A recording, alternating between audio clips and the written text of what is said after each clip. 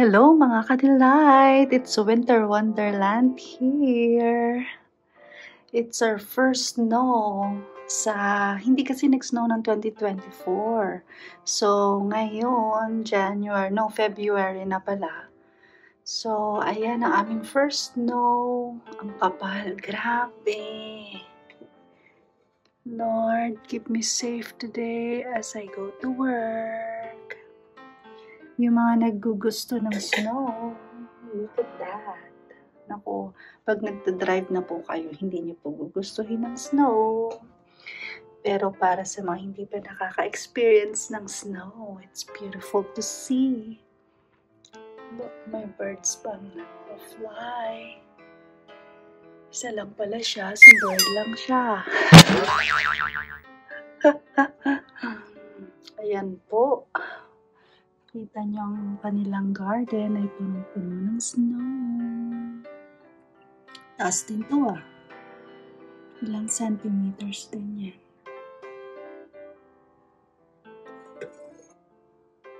Okay. Atin ang kapitbahay. It's pouring down. A few moments later. The next day. Oh, wow. Look at this. How high. Tingnan nyo kung gaano kataas ang aming snow this year. Kita nyo ba yan? Wow. Ang daming snow. Para tayong nasa Alberta, guys. Super. Tingnan nyo ang roof nila.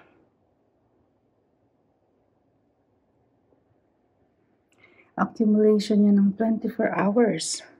Kasi ito hindi to na-plow. See? Kung gaano siya kataas. From the ground. Grabe. 1/4 ng aming deck ay covered ng snow. Whoa!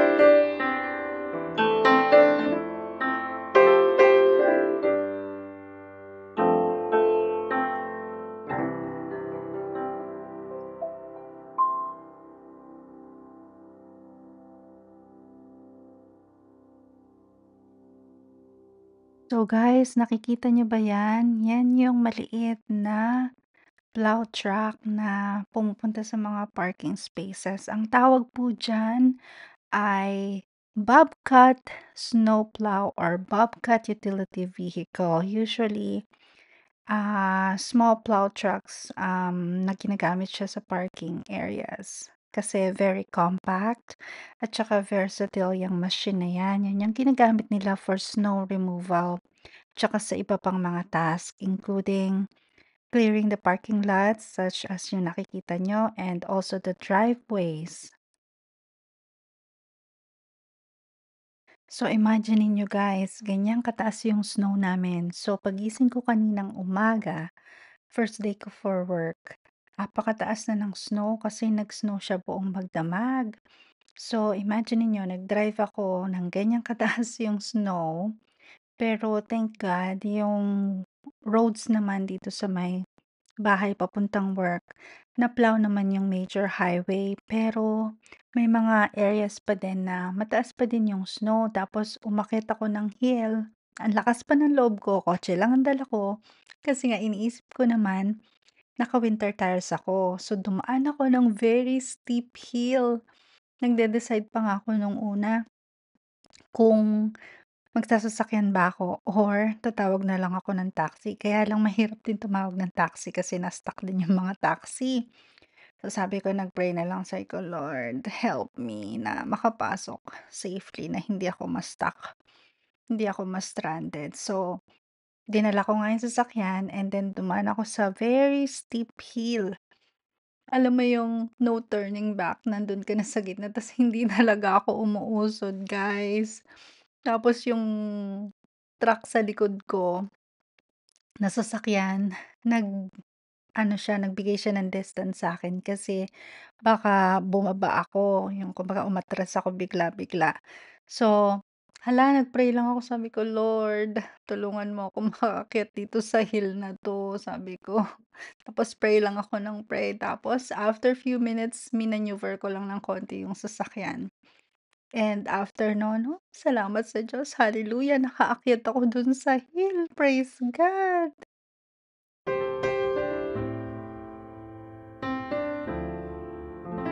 The next day. Good morning mga ka-delight! So I just woke up. 6 days na po ang below zero ang temperature dito. So tignan niyo po ang labas namin sa 6 na araw na below zero ang temperature. Hindi pa natutunaw ang yelo. And today, maaga ako nagising. It's only 8 in the morning. Maaga na yan sa akin kasi nga late na ako natutulog. So, walang araw, syempre. So, tignan nyo, nag-snow sa labas.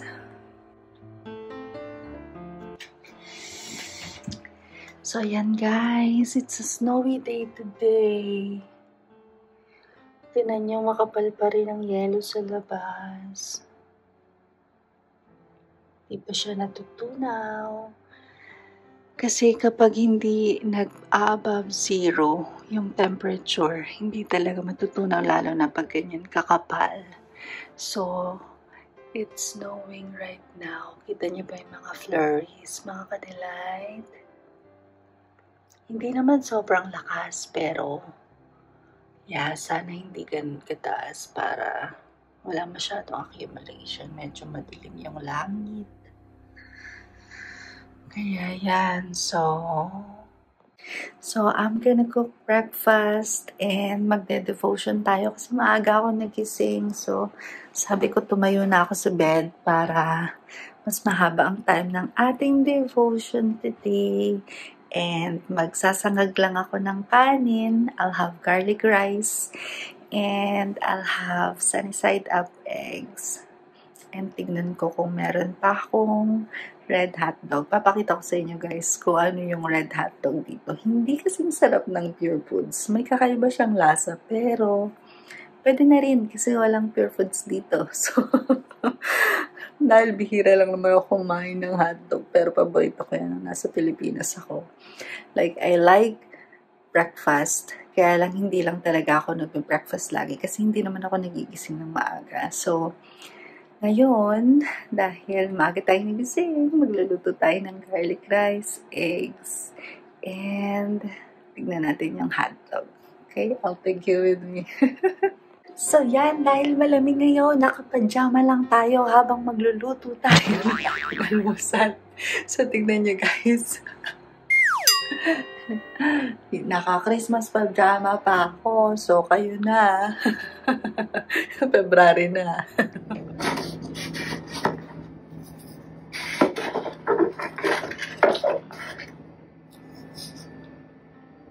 So, ito po ang ating kanin. At ang ating itlog. Tingnan tayo na ang ating garlic.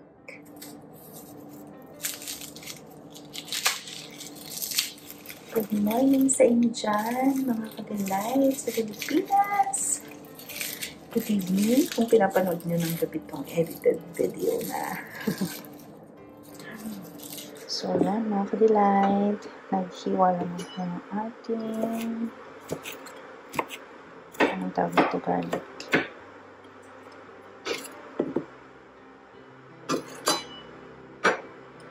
Mahirap pala mag-vlog ng hawak-hawak ko ng cellphone.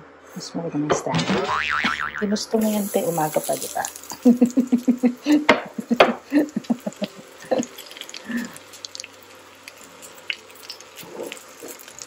Nasa vlogging mode si ate ngayon.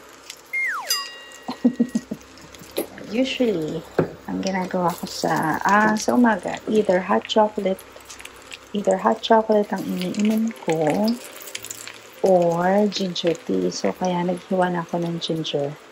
And then, nagpapakulo na ako. So, nilalagay ko siya doon.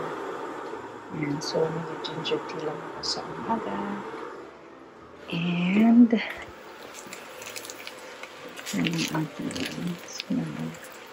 nagtatanong kayo bakit bumubula yung aking mantika. Kasi guys, pinagprituhan ko na to ng kamote. Nagkamote Q ako nung nakaraang araw. So, ginamit ko yun.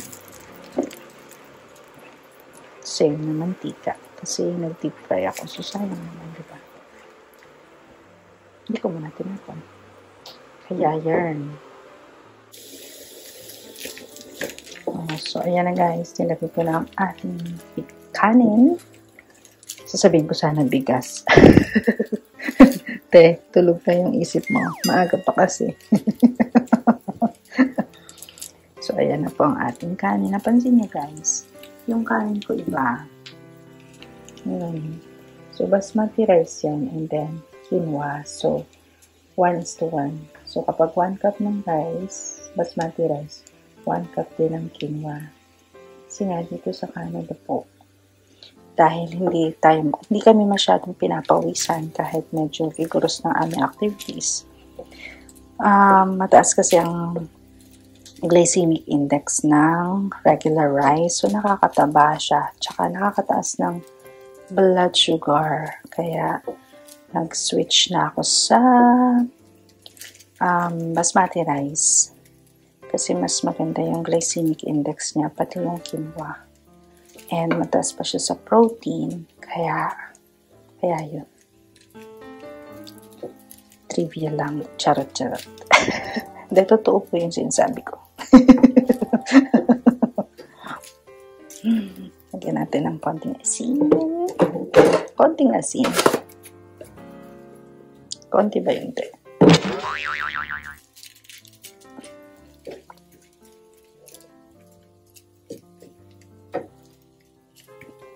Ayan. So,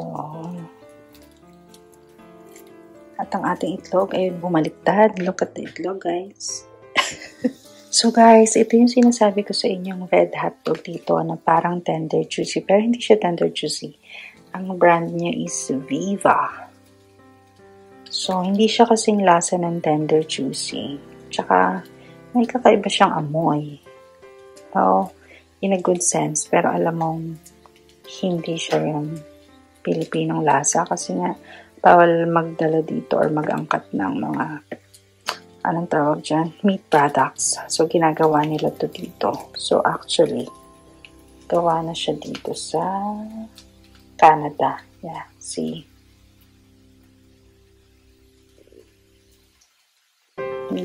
Sa Calgary pala to. Kaya yun. So, ayan na po ang ating itlog. Paluto na siya. Usually, 2 piniprito kong itlog kasi either 1.5 ang kainin kong itlog or mamaya ko kakainin yung isa. Lunch.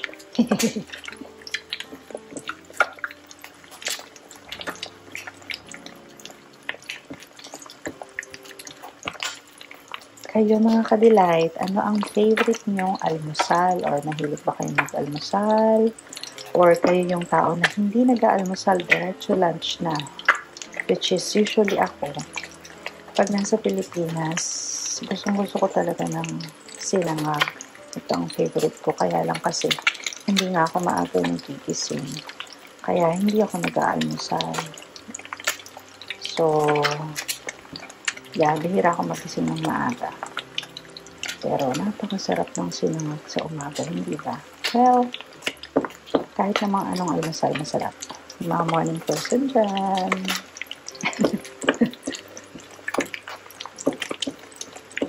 Patag naman ang mga favorite nyong mga almusal, mga kadilag.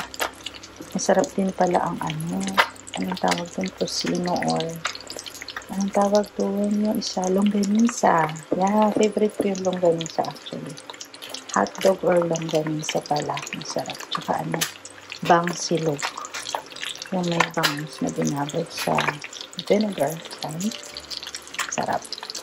Okay, pwede na sige yan. Gusto ko nang medyo malasado lang yung aking itlog. Ayoko nang over-cook. Okay lang. Medyo rami pa.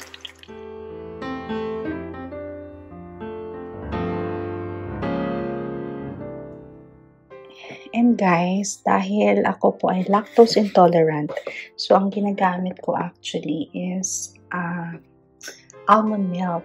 So yun yung nilalagay ko dito sa aking hot chocolate. And then, ifo-froth ko lang siya.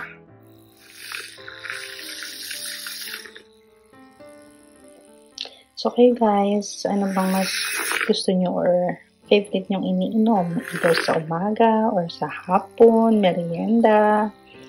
Kayo ba ay hot chocolate person or coffee? I know mainit sa atin dyan. So, malamang mas marami yung iced coffee. Ano nga yung mga iniinom dyan? Yung milk tea. Dito kasi malamig. So, patok na patok ang mga hot drinks. So, I like tea and hot chocolate. Hindi ako masyado nagkakape. Magkakape sana ako ngayon. Gagamitin ko sana tong Keurig. Kaya lang, naisip ko baka magising ako buong gabi. May pasok na ako tomorrow. So, and syempre ang aking favorite, whipped cream. Nalagyan ko siya ng whipped cream sa ibabaw. Wala na palang whipped cream ko. Paubos na. Ayan. Tapos lalagyan ko lang siya ng cinnamon powder.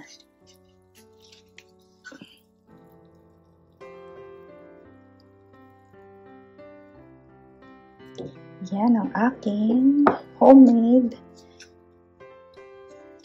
hot choco with whipped cream. So, let's have breakfast na. So, I'm gonna take this in here.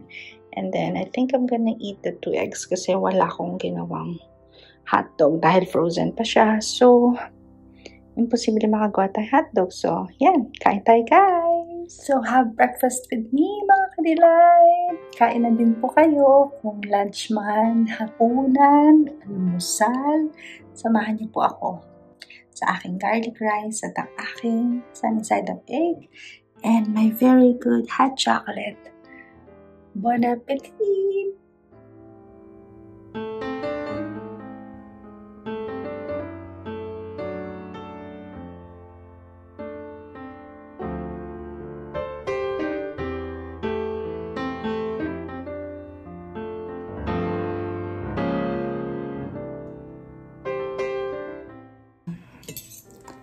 Oh, I like it. Ganito yung gusto ko, guys. Gusto ko, guys, ganito. Tingnan niyo yung itlog ko. Perfect. See? Yan. Yan. Rani pa siya, diba? Sarap. Yum. Okay. Kain, kain, kain.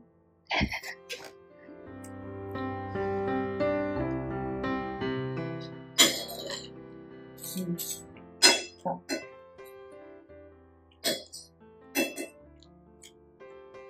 mas masarap to kung merong longganisa. Pero, pwede na rin. Kasi wala tayong hotdog. Sa isang malamig na umaga. Sa isang snowy day. Good morning mga kadilag! Mag-breakfast with me! So guys, tignan nyo ang labas. Kita pa pala ang dagat dito, pero tignan nyo kung gaano kadaming snow. Kapal pa, diba? Oh.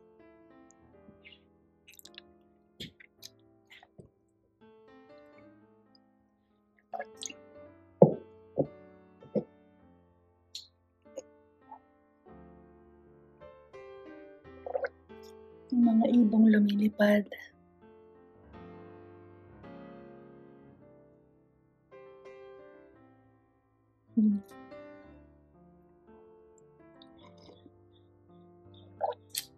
Yeah.